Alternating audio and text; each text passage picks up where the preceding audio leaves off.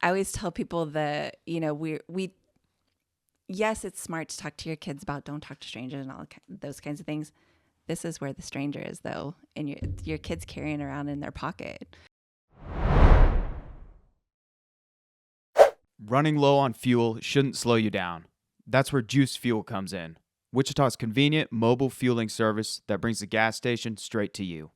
Whether you're managing a fleet, running a job site, or just don't have time to stop and fill up, Juice Fuel delivers fuel directly to your vehicles, saving you time, money, and hassle. No detours, no downtime, no waiting in line. Download the Juice Fuel app, visit juicefuel.com/Wichita, or give them a call at 316-402-2246 to learn more. Jennifer, thank you so much for sitting down with us. Yeah, I'm glad to be here. I'm excited. You're doing some of the most important work in the city, being the director of ICT SOS, which is a local nonprofit in Wichita focused on fighting human trafficking and sexual exploitation, especially involving youth. So you started ICT SOS in 2011. What was it for you where you realized this may be a calling? Yeah, I always tell people I accidentally started a nonprofit. This was not my game plan. I did not come from the nonprofit world. I have lived in Wichita my whole life. I love this city and raised my kids here. And for me in 2011, it was the realization that we had some things going on that I wasn't aware of, and that they involved kids about the same age as my oldest daughter at the time. She was 12. And that's kind of, at that time, they were saying that was about the average age of first entry into trafficking and exploitation situations. And I always tell people the short version of the story is I'm nosy and I'm bossy, which is probably still true. But I reached out to the reporter that was covering one of the cases and just asked him, I said, I'm not a cop. I'm not a social worker. I'm a mom. I'm a community member. Can I help, first of all? And if so, what does that look like? And again, this was 15 years ago. So there wasn't really a lot for community members to plug into. And so I met with several organizations. I met with the police department and the children's home and the child advocacy center and just said, can I come learn a little bit about what you do and maybe where I can plug in and help? And it just kind of snowballed. So we started, myself and a couple of friends started kind of getting together and doing some volunteer things. And then that turned into, well, let's invite somebody to come talk to us so we can learn. And so when Mead's Corner Coffee Shop was still downtown, we would meet down there about once a month and bring in a speaker. And it just kind of started getting a little bigger and a little bigger. So we started taking on some group volunteer projects. And then pretty early on, I started getting asked, is anybody talking to kids about this? And so really the first thing we took on as an organization before we were even a nonprofit was the education piece. So we did some research, found a curriculum out of the DC area that we started then partnering with the schools and doing some education in the schools. Fast forward several years, we now have our own curriculum. We've served over 26,000 students in Wichita and the surrounding areas with prevention education. In 2020, we also added an adult advocacy program. So now we serve adult survivors coming out of those situations. And then we do a lot of filling in the gaps of resources and connecting the dots with that. So what we're kind of known for in that is what we call our Fresh Start bags. So we do a duffel bag with fast food, gift card, hygiene, clothing, everything's brand new. We leave the tags on, and we supply about 15 or 16 different organizations around town with those. So they go to the hospitals, the police department, the child advocacy center. So the idea is that resource is in their hands, ready to go when they need it in a moment of crisis. And it helps to bridge the gap of a lot of and we can get into this, but a lot of our trafficking cases are kids that are on the run. And so when you pick up a runaway kiddo at 2 a.m. somewhere, they're in the same clothes they've been in for 3 days. They're high, they're hungry, they're angry. And now we're going to ask them to sit across the table from a cop and tell them every scary, awful thing that's been going on. Doesn't always go so well. But what we found is when they can come in, either the advocate or the detective or whoever can come in and say, one, you're not in trouble. I'm on your side, here to help you. Have you eaten today? Because one, you're not going to get very far with me if I'm hangry, right? Have you eaten? Are you cold? There's a hoodie in there. Like, do you want to change? Do you want to take a hot shower? then we'll start to process through the things. And so it meets those really basic needs, but it also helps to bridge that gap. And then they get better investigations, they get better information on how to help that person. And so it's a really practical way to help. And it's a really easy way for us to plug volunteers into some things too. So the education piece, the advocacy piece, and then the resource piece is kind of where we live. It's amazing how much you've grown. It's a little crazy. We went from me and my laptop on my couch to we have 6 full-time staff right now. We've got a position open for a 7th, and we've got an intern that will come on and stay on staff with us when she finishes school in May. So we'll have 8 full-time staff come spring. What does the day-to-day look like for you? Talking to the community, talking to schools, working with victims. What's that look like for you? It's never the same.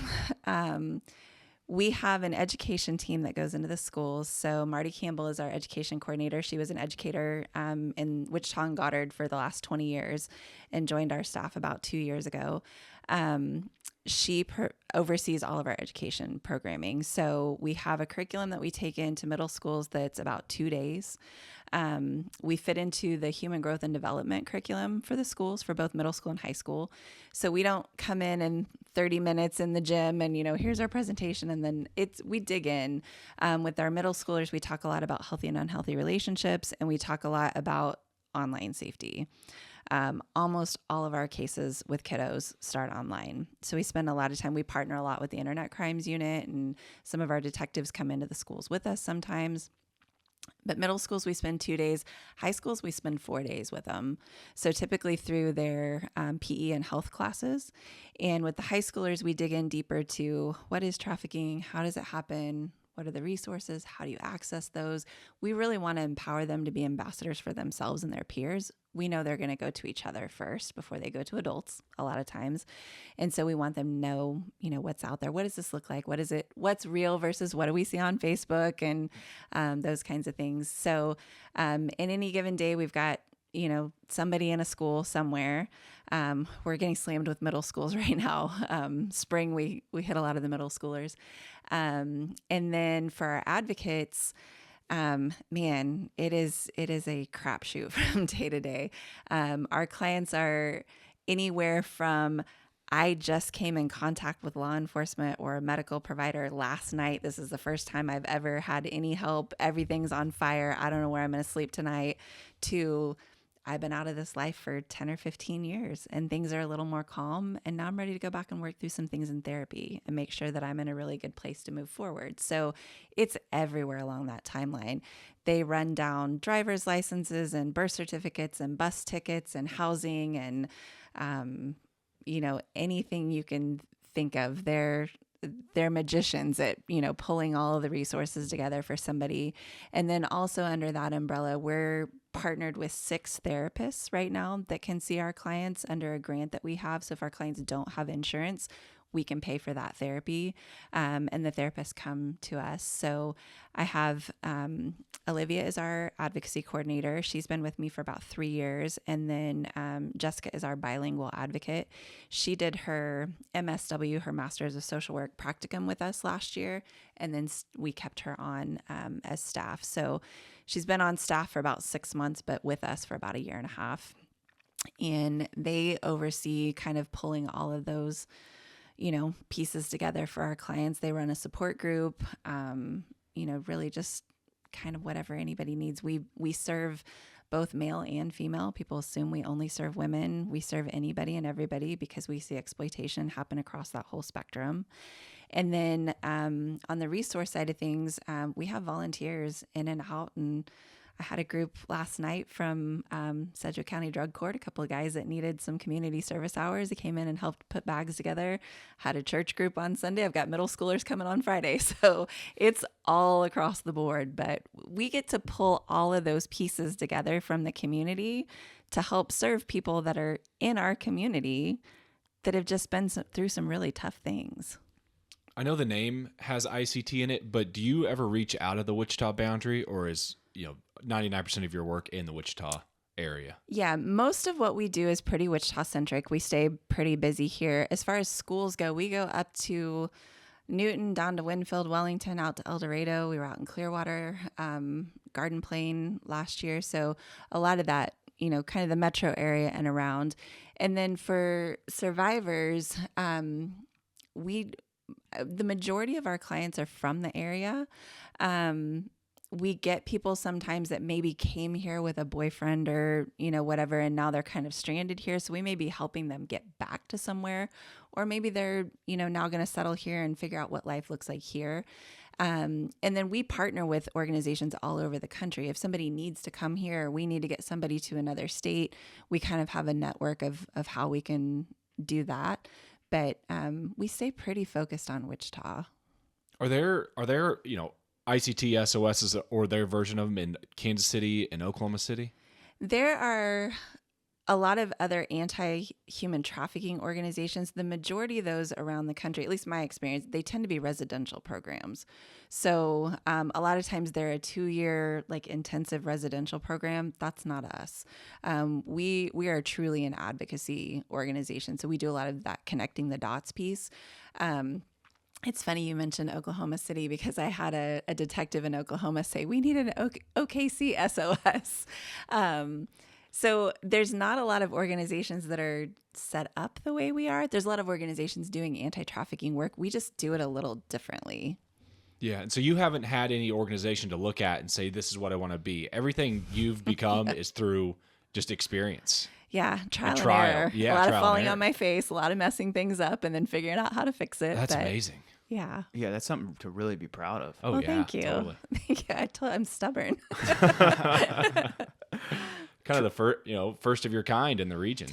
Yeah, but what we do could be duplicated Yeah. in other cities.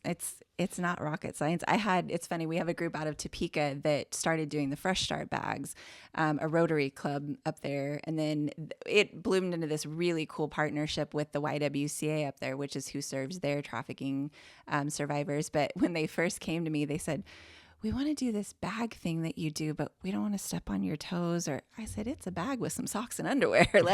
You can do it. Take it and run. I'll give you the list. I'll take my logo off. Here you go. I would love to see, what we do be duplicated other places. And so to the extent that we can, or, when we get asked, we're more than happy to help people kind of facilitate that. Trafficking happens in almost every community across the U.S. The average age of first exploitation here in the area is 10 to 13. What does human trafficking actually look like in Wichita? So I love this question because there are a lot of misconceptions about what people think trafficking is. And it's wild to me because I've been in this world for 15 years, so I think everybody knows this, right? But there's still a lot of awareness and education that needs to be done. So when we look at the definition of trafficking, we kind of use this really broad definition of it's the buying and selling of people, right? It's trading people as a commodity. And so that falls under kind of two categories, the labor trafficking piece and the sex trafficking piece. We see more sex trafficking identified in the Wichita area than labor trafficking. There's a couple of reasons for that. One, we haven't had a lot of good training on labor trafficking, so we're working on some of that. But two, just being a more urban part of the state, we see more of the sex trafficking side. So when we're talking about what falls into that category with kids, it's very simple and it's very broad.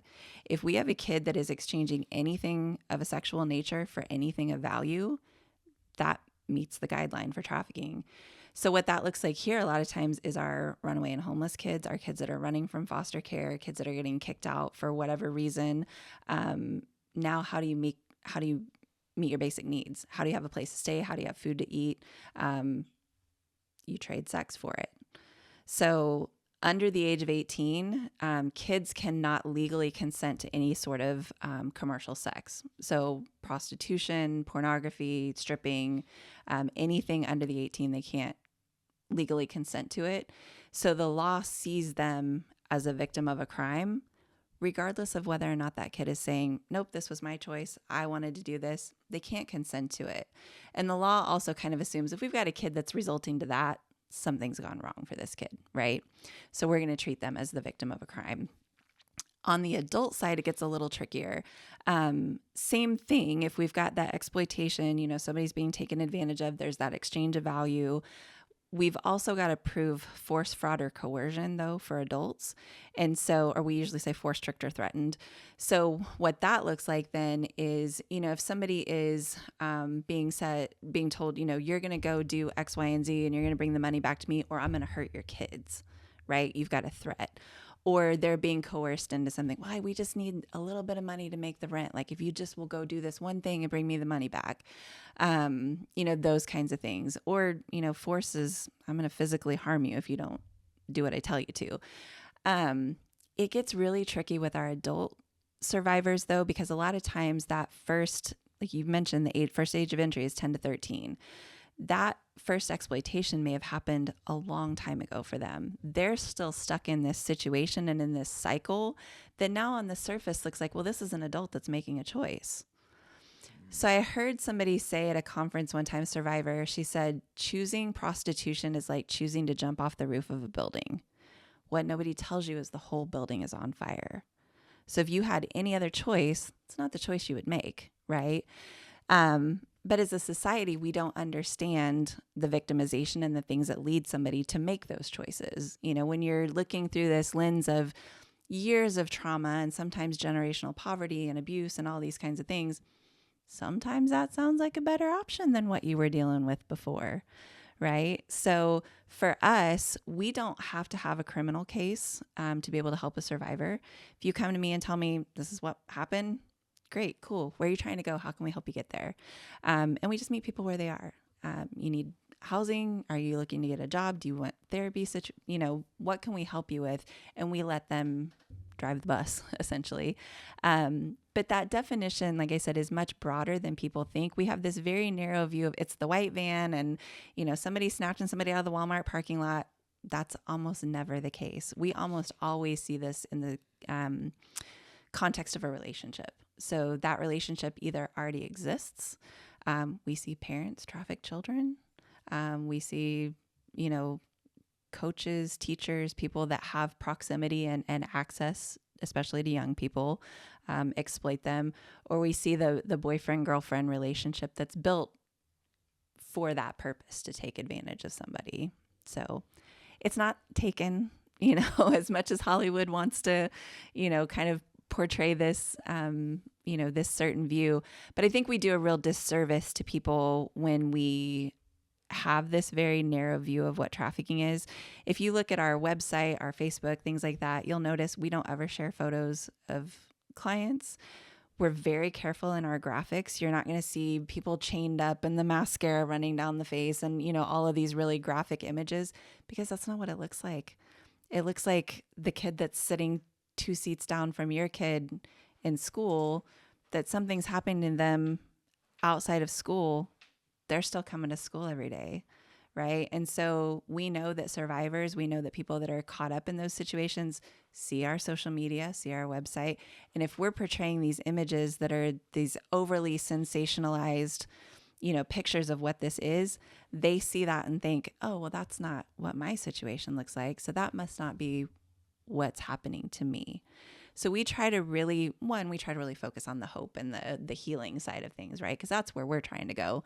But also just portraying a realistic version of how we see this play out, so that people, if they do see themselves in those situations, know, oh, hey, there is a resource that can help me.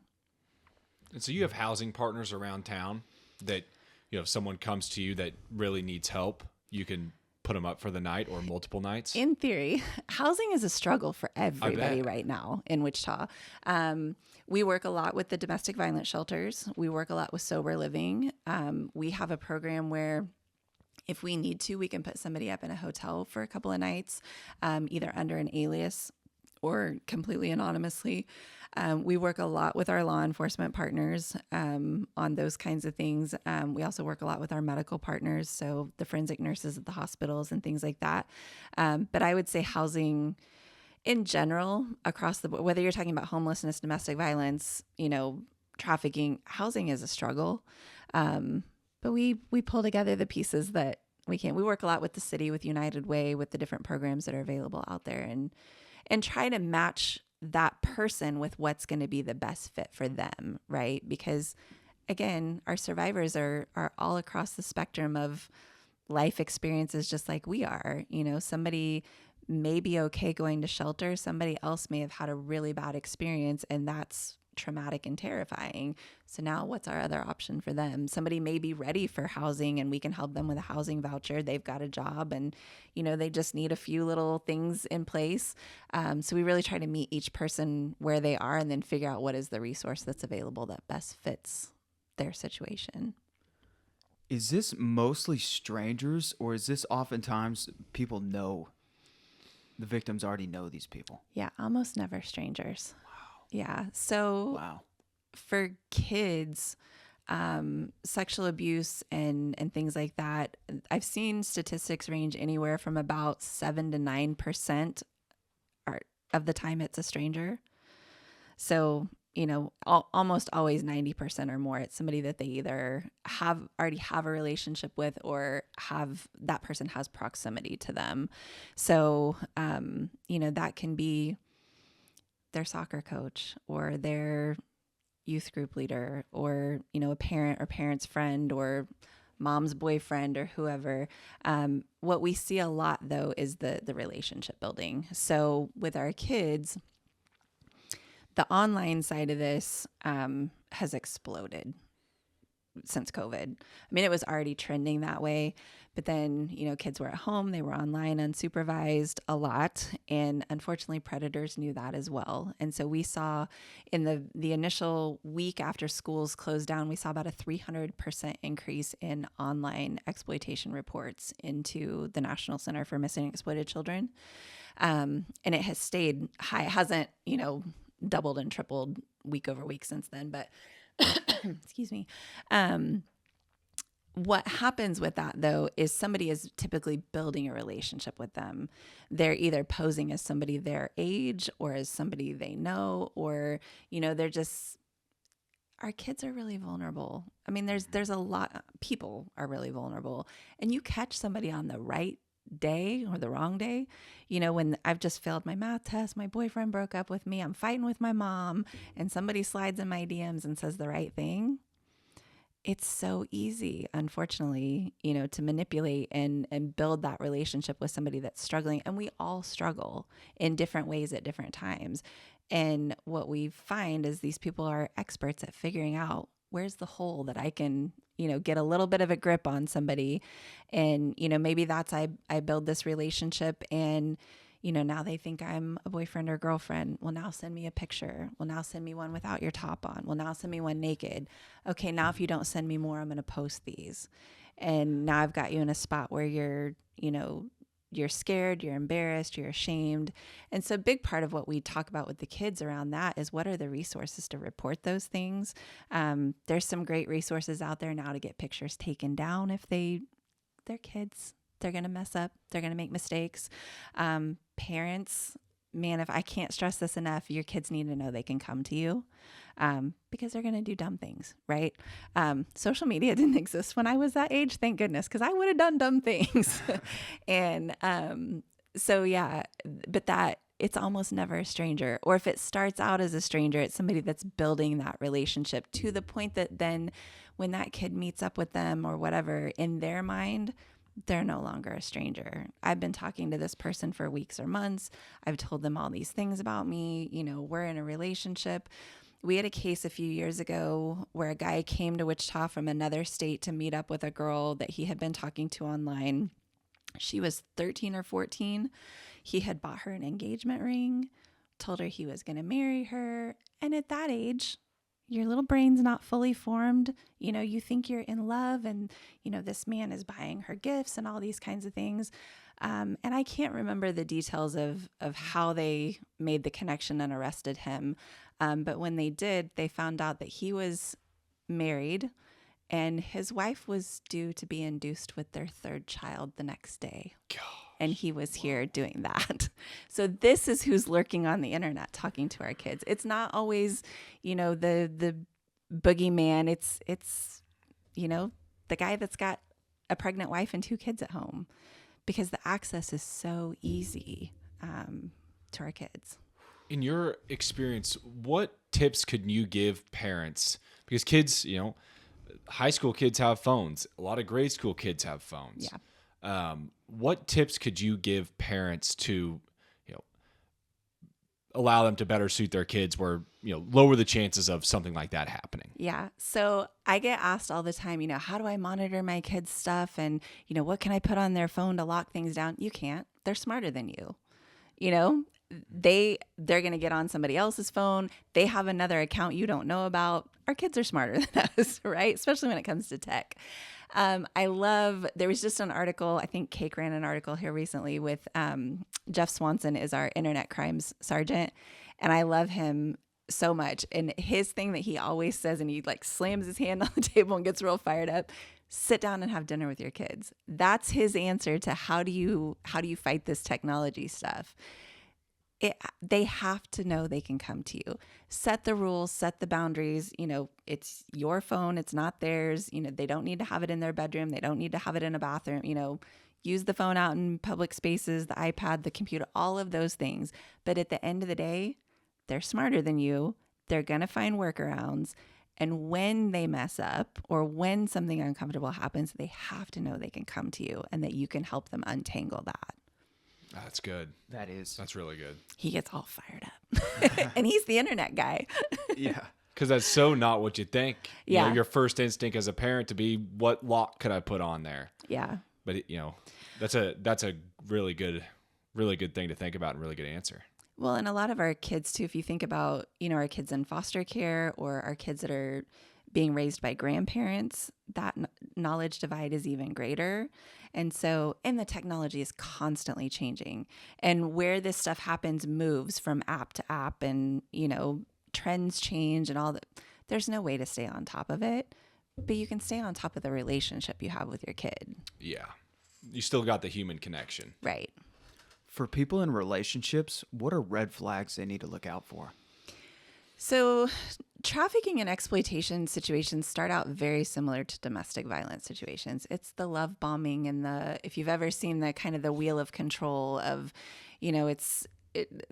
all the gifts and the, over the top, and then you messed up, and then now there's going to be some sort of punishment. And with domestic violence, that's typically physical, right? With this, it may be more emotional or, threats against other people or things like that. And then it's, oh, I'm sorry, it'll never happen again. And then here comes the gifts and the love bombing. And then we just go round and round and round. So red flag wise, maybe this sounds too simple to be true, but if it sounds too good to be true, it's probably too good to be true, right? We talk a lot with the kids too about consent and what consent looks like, even in digital spaces. So we have a slide that we put up in our presentations that has all these little speech bubbles that are like K, yep, yes, yeah. Okay, which one of those is consent? If somebody texts you, which one of those is an enthusiastic yes? Well, I can tell you right now, if my kid texts me back K, that's real passive aggressive. That's not consent. She's irritated. But we always hear about consent in terms of sexual things, right? Consent just means permission. So especially from a young age, we want them to start practicing. It's okay to say no to something you don't want to do. We use the acronym FRIES. So consent is freely given, it's reversible, it's informed, it's enthusiastic, and it's specific. So it's a silly analogy, but I drove over here in my cute little Jeep. I love it. If you asked me if you could borrow my Jeep and I tossed you the keys, I've freely enthusiastically, I probably know you have a driver's license, so I'm informed. It's also reversible. You start doing donuts, I'm going to want my keys back, right? So we kind of use these fun little analogies, but we want them to start practicing that muscle of it's okay to say what you're okay with, what you're not okay with, what you've changed your mind about, because just because we've gone 2 steps this direction doesn't mean we can't go a step back. And so in the whether that's friendships or dating relationships or whatever, we want them to understand that what that consent piece looks like and know how to exercise that. And that alleviates a lot of that stuff. I wouldn't mind taking the keys. Your Jeep beats my car, that's for sure. It's pretty cute. I know you brought up you don't see a ton of, we see it on social media, a lot of grocery stores, Yeah. nefarious actors in, New Market Square. You hear about that stuff. Yeah. There was a video I saw at Dylan's here in town. Do you come across that at all? And if so, what's that? Any tips, tricks people need to be on the lookout for? So I can tell you I get tagged in almost all of those. And I can also tell you that in 15 years of doing this, we've never had one that was a confirmed actually tied to trafficking. Wow. So I always tell it. Would Listen, kidnap be tied to trafficking? not very often. So kidnapping is rare anyway, and a lot of times when we hear about kidnapping, especially with kids, a lot of times it's maybe like a non-custodial parent. It's very rarely a stranger. Does kidnapping happen? Yes. Are there weird people at Walmart? Yes. Sometimes I'm the weird person at Walmart, right? It is wise to be aware of your surroundings, keep your head on a swivel, all the things. There are definitely bad actors out there. It's not always tied to trafficking though either, right? You walk away from your cart in Walmart, somebody may be following you around waiting for you to walk away so they can take your purse or take your phone out of your cart, right? So yes, it is absolutely wise to be aware of your surroundings. We just don't see trafficking happen that way nearly as often as social media and things would lead us to believe. I think when those things get posted, it's usually somebody that, something has happened that made them feel uncomfortable, and that's legitimate, right? And they want to warn other people. But I think a lot of times it gets kind of blown out of proportion. And I'll get some blowback on this because people will say, well, I've had people approach me in Walmart that were weird. Were they trying to traffic me? Probably not. Right. And if they were, they probably picked the wrong target because they just throw me back. I'm pretty spicy, but no, it's not the stranger danger thing that a lot of people believe it is. I always tell people that, yes, it's smart to talk to your kids about don't talk to strangers and all those kinds of things. This is where the stranger is though. And your kid's carrying around in their pocket. So yeah, those things circulate a lot. I've been tagged in every version of if you have a zip tie on your car, if you have somebody leaves a water bottle, if there's $1 on your windshield, if there's, any number of things, people approaching people. And again, there's weird people and they approach people for weird reasons, but I can't tell you of a case in Wichita in the last 15 years that we can affirmatively say this person was approached in a parking lot, thrown in a car, taken off, and trafficked. Wow. I want to talk about the labor trafficking. Is this like cartel driven? Because this can't be legitimate businesses that traffic for labor. Who's trafficking for labor? So it looks very different in different parts of the world. One, right? So sweatshops and things like that—that's labor trafficking. Like in North America, yes. Or I guess in the United States. Yeah. What would that look like? So we see it in hotels and restaurants. A lot of time, not necessarily the person that's like your waiter at your table or the front desk person, but the person that's in the back washing dishes or in the basement of the hotel doing laundry. Sometimes, especially with the bigger chains, that those people are contracted through like a third party company. And so they may be brought here and promised a job, and then, they're working really long hours and things like that. We had a case in Wichita several years ago with a Chinese restaurant with a guy that brought several women here from China to work in his restaurant and, kind of promised them the American dream, right? You can come here, you can go to school, I have a job for you. The reality was they were working 16, 18 hours a day. He also owned an apartment complex nearby or building nearby.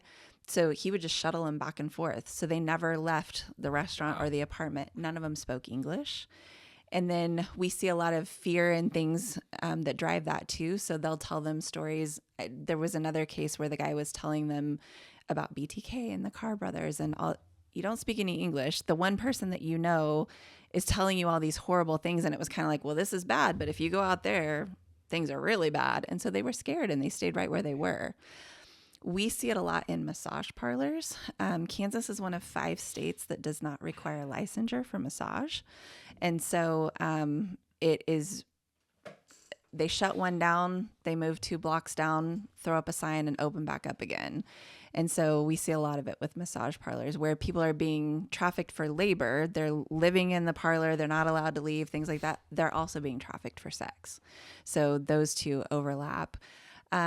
We also see it a lot in agriculture. So we had a really big case out in Western Kansas 2 summers ago with some of the meat packing plants and, feedlots and things. So a lot of times it's immigrant populations, it's people that are undocumented or somebody is holding their documentation as a means of control.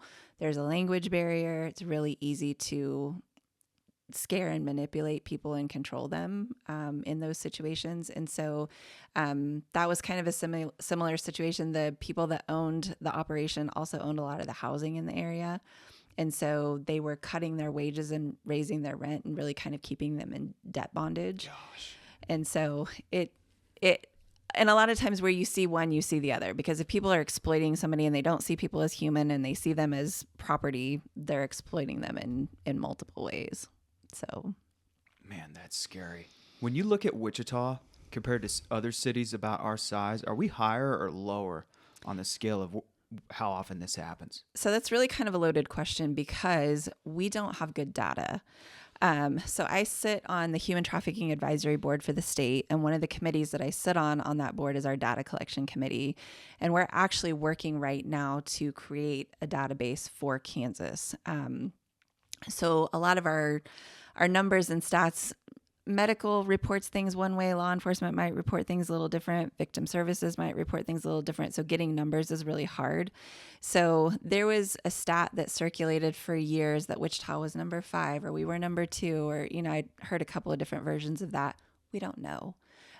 We don't have a nationwide database and we don't have a statewide database. I can tell you based on the partnerships that we have and the law enforcement that we work with and things like that, I think we're probably about the same as any other city our size. You hear a lot of things about, this is always kind of funny to me, well, we have the highways that, Right. 35 runs one way through here, 70 runs through, we're at this intersection. That's how highways work all over the country, right? We have a whole network of highways that intersect with each other. That's how we move around the country. So just because we have an intersection of major highways, so do a lot of other places, right? We also know that so much of this has moved online that it's not as geographically concentrated as it used to be. So if I ask people, where does trafficking happen in Wichita? What do you think the answer is? Broadway, right? It's also East Kellogg and West Kellogg and in the suburbs and in the schools and in businesses. Now, are there still things that happen more in certain pockets of town? Of course. But it's not as concentrated in places as it used to be because so much of this is facilitated online. It's really sad and sick and twisted, but you can order a person like you can order a pizza. And so we don't see the same concentration that we used to. I mean, take this with a grain of salt because I've been told I'm abnormally positive. I think Wichita is a great city. I think most of the world is good. I think most people are good. There are bad actors. There are bad things that happen. I think we have to be careful to not fall into the mindset of like, oh, this is awful here and it's worse here than anywhere else. Because then what are we doing to move towards a solution, right? I don't want to be the worst city in the country for this. I want to be the city where this is least likely to happen. So how do we move towards that? But as far as statistics and numbers, it's always kind of a crapshoot because we just don't have good data collection. How do you, when someone comes to you, how do you try and keep them out of it once they leave you? So it's tough. I don't know if you guys have heard the statistic, but they say like in a domestic violence situation, it takes about 7 times for somebody to leave an abuser. Right. I think we see kind of the same cycle. What we have to be able to do is replace whatever that life was providing, right? So as horrible and awful as it might be putting a roof over your head. It might be putting food in your baby's bellies. Right? So if we can't help somebody get to the point where they're sustainable and they've got resources, whether that's through, partnerships with different programs or resources or whatever, or, when they get to a point where, they're independent, none of us are ever truly independent, right? We're dependent on each other, but to a point where they can be sustainable, they're going to go back if they need to survive. And so that's always the challenge for us, is how do we fill the gap? So you had asked about housing. Housing is a tough one. We've also got to help people move to sustainable employment. You know, if that's what was keeping a roof over your head, and you could make several $100s a night if you needed to, and then your option is to go to McDonald's and work for 2 weeks While you got 3 kids at while home. you got 3 kids at home and make less than that, and they're going to take taxes out, Right. you know, right? So we've got to be able to move people to sustainability in all of these different areas. And so we see people go back and come back out and go back and come back out. Our doors are always going to be open, right? I'm never going to judge you for doing what you feel like you had to do to survive. I'm going to do everything I can to make sure that that's not your only option. But if that's what happens and you need to come back in 6 months or 2 years, we're still here. Let's try it again. Wow. Thank God for you. No, thank you. I'm just stubborn. I told you. No, but people idolize all those stupid athletes on TV or whatever, but what you're doing is actually means something. Well, thank you. Because that's just all that stuff's just fake. It's really making That's a fake. difference. Well, Yeah. I appreciate it. I have phenomenal staff. I'm the one that gets thrown on the podcast and on the news and all that, but the people that do the work day in and day, and not just us, but the partner agencies that we work with. I just saw one of our friends from Wichita Family Crisis, and she was telling us that they've really had some tough DV cases and some really high lethality things here lately. And she's like, my staff is wiped. It's tough. And we see swings, when the economy is hard, abuse goes up and things like that. And so, it's funny, people ask me, how do you do what you do? And it is hard. I see some really dark, terrible things. But I always say too, we have like the best front row seat to like every hero in our city. The nurses that, see people on their absolute worst day when something horrible has happened, the detectives that, go in and, have to investigate these cases and see and hear these terrible things with our kids. And, we get to see that side of things. And so we don't do this alone by any stretch. And anybody that knows me knows I'm a huge Mr. Rogers fan. And so I love the quote about look for the helpers. We get to look for the helpers and then help those helpers. So a lot of what we do with the Fresh Start bags and things like that, we put that in the hands of these other people that do the work as well, and help them have another resource and a way to connect. And so I love what I get to do. It's, it is probably not for everybody. But, and again, I've been told I'm abnormally positive, so take that for how you will. But I love the work that we get to do because we get to see some really amazing things. And I've had people ask me over the years, well, how many people have you rescued? 0. I've never rescued a single person. I've gotten to watch a lot of people rescue themselves, and we get to walk alongside and be part of that. And that's such a privilege, and really just a humbling honor that people, invite us into that really dark, scary space in their life and trust us with that. And so, yeah, I love going to work every day. Yeah, you and your team are a few of many that get to live the full human experience. You get to feel all the emotions, where most of us are working a mundane 9 to 5 and have a routine where you guys wake up and you don't know what today's going to be like. You could laugh or cry or whatever. Full disclaimer, I still fill out the grant reports and the, all the mundane things, and, run the vacuum and unclog the toilets when they clog. So there's all the things, but in a professional aspect, yeah, you guys have quite the job. We get to do some really cool things. So, and it still just blows me. I mean, we just celebrated 15 years last month, and it still just blows me away that we get to do this every day because the community supports what we do. I mean, everything we do is driven by donations. So I tell my staff all the time, every dollar we have, every dollar of your paycheck, every light that's on comes from somebody's generosity. And so, the fact that not only do our clients keep coming back and trusting us, but the community keeps trusting us to do the work. And I don't take that for granted, not for a second, because, we've seen in the last year or so how many nonprofits have struggled or folded, or programs that have had to go away, and things like that. And so we're very fortunate to get to continue doing what we're doing. In your opinion, how do we as a city even begin to address the issue on Broadway? You know, Oof, there's that's so a big many question. there's so many Hard you know, hitters out here. shady, there's so many shady apartments and hotels and motels along Broadway where how do you even begin to tackle that? Yeah, man, ooh, that's above my pay grade. I think there's a few different things. So, the neighboring movement is doing some really cool work at like Lincoln and Broadway-ish. I don't know if I've heard of them. They're fantastic. So they're working in the SoCi area, the South Central area, and they could define for you what the geographic confines of that are, but they're doing some good work in that area.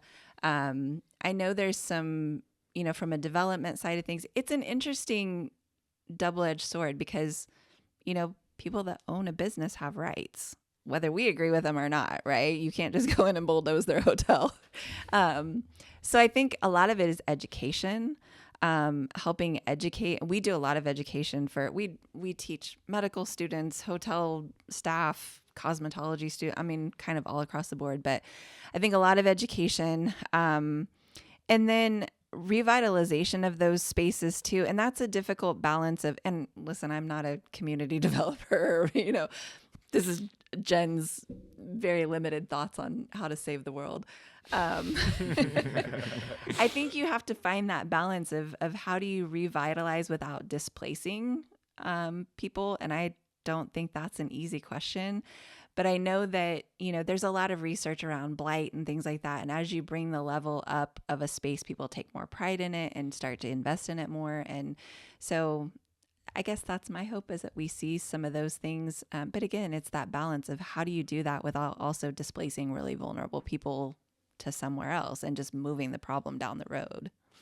I think I heard that Second Light, I think they're running out of funding. I think I heard that. They are. So they were. Wasn't that a part of the vote that just went down? It was included. I know there was some funding potentially included for them. My understanding is that they had funding through a certain date through some of the ARPA funding, which was the post-COVID funding. And so they're now looking for, how do we extend funding, find funding somewhere else. But that's all of us. We're always all in that boat. You have one grant that runs out and you've got to either find something else so for us, we've really tried to be really diverse in our funding streams. So we have people that donate $5 a month. We have grants. We have corporate sponsorships for events. And we try to keep that really diverse so that if something does go away, I'm not having to tell somebody they don't have a job anymore or cut a program or tell our clients we can't provide something anymore. So my hope for them, because they're a great partner, we've been working with them on some options for housing and things. My hope for them is that they kind of figure out what does that look like for them to build that funding and keep it sustainable, because we need really good resources. What are some of your corporate sponsorship events?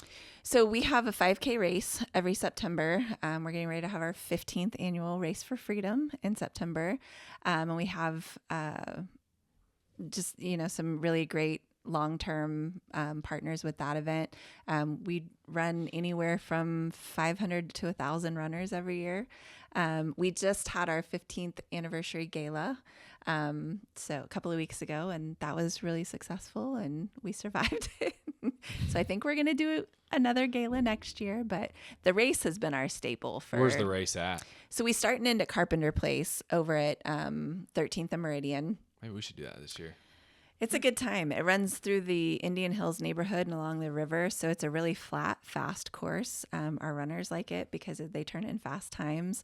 It is a certified timed course. And so a few years ago, we had a guy turned in the 5th fastest 5K time in Kansas history on our course, which was pretty cool. And then we have pancake feed afterwards. So if you don't want to run, you can show up and eat pancakes and wear the t-shirt to work on Monday and tell everybody you won. I don't care. Where do you see the biggest gaps right now in resources and support? Housing is definitely a big gap.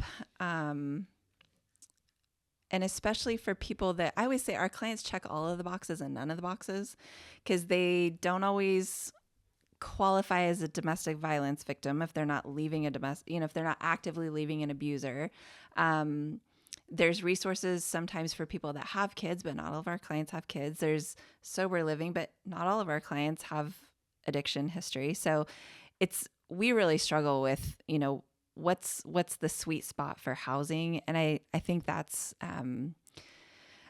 pretty consistent across a lot of programming. Is just housing is tough. And then funding, like everything, everything is driven by money. We have to be able to keep the lights on, and I have to be able to pay my people. And as a nonprofit, and especially a nonprofit that deals in the issues that we deal with, I want to take good care of my people. I want to pay them well. I want them to have good benefits. And that's always an interesting, donors don't always understand that. They want to fund the program or the item that goes in the Fresh Start bags, and they don't want to fund overhead, whatever that nebulous term is, right? But my people are the value in what we do. And so to hire and retain good people, we've got to take care of them. And so we do a lot of education with donors about why that's important. And we have some really wonderful, generous people in our community that get that and understand that. But funding is always a struggle for nonprofits, and it ebbs and flows with, whatever's going on in the world at the Red moment. Cross always gets hammered by that. I feel like there's a news article every year about how the CEO of Red Cross is making $1 million, or it could be a lot more than that. Well, maybe they don't deserve it. Maybe they do, but it's like, you do have to have people run these things. Yeah. Well, I'm not making $1 million. I promise you that. Nowhere near. And neither I of my see people. that on the Goodwill Red Cross is all the another one time. that I Yeah, feel like, sure. people are like, well, you take your stuff to Goodwill and they sell it. I'm like, yeah, but do you know what Goodwill does? They do some really, really cool things with people with disabilities, with job skills, with GED classes, and the thrift stores fund that. So, yeah. And what are you going to do with your clothes? They sit in the back of my car for 6 months until I remember to take Throw them them to away? Goodwill. Yeah, because you ain't Right? going to take the time to have a garage sale or sell them on No. eBay. You just want them out of there. Yeah. Maybe get the tax deduction for it. Exactly. Over the 15 years, you've probably seen some areas of wonderful progress too. Yeah. It's been really cool to see our education programs grow. Like I said, we've worked with over 26,000 students over the last about 10, 12 years we've been in the schools. We have added our advocacy program. We added that in 2020, and then I added our second advocate earlier this year. Well, I guess last summer. And she's bilingual. And then we had a full-time therapist on staff. She left to go work with littler kids, and her position was grant funded. So we went back to our grant funder and said, hey, for the same amount of money, could we do this a little bit differently? And so rather than hire another full-time person, we started contracting with therapists. And so now we have 6 that work with us that have different specialties, different experiences, different modalities, different scheduling availability, different personalities. Not everybody clicks with everybody, right? And one of our therapists that we work with is bilingual as well. So now if we've got somebody that's receiving advocacy services in Spanish that wants therapy, they can still do that in their, the language that they're most comfortable in as well. So I feel like we've grown really organically. And I mean, my staff will tell you I'm always pushing and we're always stretching. But I feel like we've done it in a way that is sustainable and that we're meeting the need that's in front of us. And we have such great partnerships across these other organizations that, we're not going to try to do something somebody else is doing. I don't need more work. But when we see a gap where we're like, hey, nobody's doing this, would it be helpful if we took this on? We try to be in position to do that. So, that's where the advocacy program that came out of a relationship with our law enforcement partners. So we had been looking at, there was a specialty court program in another state, kind of like the drug courts or the mental health courts, where if you get arrested, you can go through this court program. If you check all the boxes and do all the things, they'll drop your charges. And so we started down that road for our adult survivors. And I was meeting with the municipal court and pulled in our vice detective at the time and said, because we got to have law enforcement buy-in if we're going to do this. And he was like, Jen, that's great, but we're not arresting victims. So I was like, okay, so we don't need to throw people into a court process that they may or may not be successful at. You need somebody that can come in at the point of contact and provide advocacy. And he was like, yes. So he was actually really beneficial in helping us get the grant that started that program to begin with. And so now when you see the stories online of, we had an undercover operation and this many buyers were arrested and, they arrested 2 traffickers, you're not seeing the headline that they're arresting the victims, right? But it will say, and, victims or survivors were connected with resources. Our advocates are often either on site or on call on those operations with them. And so then when they do come in contact with somebody, they can say, hey, we're cops. It's not our role to be a social worker, and you don't want us to be anyway, because we're cops and we're dudes. And, I love that they have the humility to recognize that they're not the resource for that for a lot of our people. And a lot of our survivors that have had really bad interactions with law enforcement, sometimes through no fault of their own, sometimes through fault of their own, right? So anyways, when they can make that warm handoff and say, look, we're not going to take you to jail. Do you need some help? Do you need housing? What do you need? Here's the person that can help you walk through that. That's been revolutionary in the experience that now survivors have when they do come in contact with law enforcement, because it's not just we'll give you a warning and good luck, go figure it out. It's like, hey, we really do want to help, and here's the connection that we can help make for you. So we're always learning, always growing. We mess things up. We don't do it perfectly the first time, and all the things. But we have some great survivors that inform some of the work that we're doing and do some consulting with us that we pay them for their expertise, and they've helped us tweak some of our. We do a 2-hour block of training for all of the police academy classes, and so they've helped inform some of that training. What's really funny to me is our gal that we consult with on that, she said, you need to tell them we're not always nice. I said, well, I think they know that, but I will tell them you said that. But it's just that recognition of, people think, oh, if you rescue somebody, they're going to be warm and fuzzy and, oh, thank you. And no, people are messy. They're scared and they're, angry and they're, they've had bad experiences or all the things. And so when you can recognize that trauma and know how to deal with it better, you can do better. And so it's been really cool to have her working alongside us and helping us inform some of that for them too. But yeah, so we just keep growing and learning and messing up and learning some more. You guys are doing such great work because, God, life can deal you such a shitty hand. And it happens so fast. I think people don't realize how many people live on the razor's edge. The United Way is doing some really cool work around what they call ALICE, and it's asset limited income something. I don't know the accurate, but it's those people that are living paycheck to paycheck, right? And that's so many people in our community. Yeah, it's a lot more than you think. Right. And so when you think about 1 or 2 things going wrong, and then you're also operating through a lens of generational poverty, abuse, drug use in the home, any number of things. I grew up in foster care. I had this situation. I had that, the ACEs, the adverse childhood experiences scores, and there's all this research that feeds into that. So many people are living on that line, right? And it just takes 1 or 2 things to tip things one way or the other. So we try to do the 1 or 2 things that tip you back to the good, right? Whether that's, maybe it's just you need a little help to pay deposit and first month's rent to get someplace stable, and then you can sustain, or any number of things. But yeah, I don't think people realize how many people are truly just right on the edge of 1 or 2 things going wrong could really change the whole trajectory of things. Yes, you're totally right. Over the last decade and a half, is there any certain stories that really stick out to you? Man, a lot. I love one of my favorite things. So in addition to the Fresh Start bags, we do what we call Clean Start baskets. So it's basically kind of a housewarming basket. And I love anytime one of those goes out the door, because it means we have somebody moving into safe, stable housing.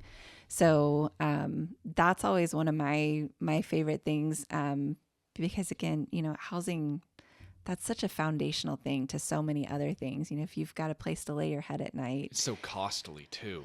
Yeah. You know? Yeah. And sometimes you just need a safe place to be able to fight all the other things from, And so if you know that you've got a safe place to stay, that is always a good day. And then again, too, I think just we have a lot of clients that are parents that have either gotten their kids back, or just the trajectory of their kids' life is going to be very different than theirs.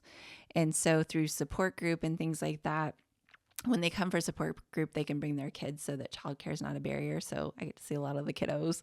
And it's so encouraging to me because we have, we serve everybody, but primarily our clients are female. And so we've got these moms that are really good moms. Like they really are. And it's just so cool to see like that kid's story is not going to be the same story that you had, because you're doing the work and you're doing the things to be a healthy whole person in yourself so that you can be a healthy whole parent to your kiddo. And that changes generations. So we can slap the Band-Aid on the things. We can put you in a hotel. We can, find your driver's license, all those kinds of things. But that long-term change where people really lock in and latch on to the opportunity and run with it, man, that's cool. Because that's going to change things for years to come, for hopefully generations of their family. Yeah, right. That really, really matters. Yeah. Like if something matters, it's something like that. Yeah. And I'm a mom. So, I think like all of us, we want our kids to have better and do better than we had, or we should. And so we really get to see that play out with some of the people that we serve, because what they had and what they grew up with was rough. And so, they may still be struggling, but they're there and they're present and they're parenting and they're accessing the resources and they're learning and they're, doing everything they can to make sure that story is different for their kids. Man, that's great. What you and your team are doing is fantastic. It truly is. That wraps up all I had. Do you got anything for us? I think we covered it all. I got one more thing. If someone wants to support ICT SOS either financially or through volunteer work, what's the best way they can do that? Yeah, the best way to get a hold of us is ictsos.org. We have a volunteer tab on the website. We have a short little volunteer application you fill out, and then we have a whole platform that you can pick shifts and sign up for things. And we try to make that really easy and flexible for people.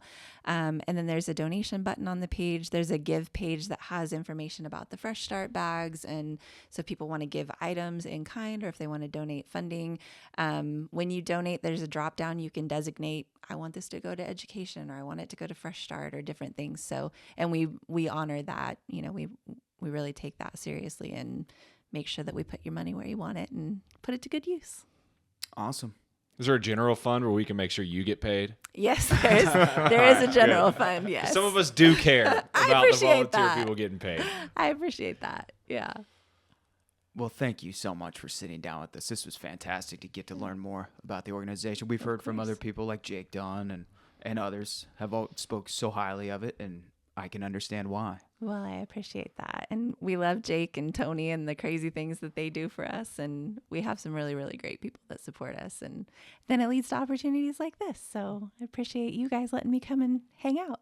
Well, you're doing the Lord's work. Well, thanks. It keeps me on my toes. Well, thank you so much for the time. Of course.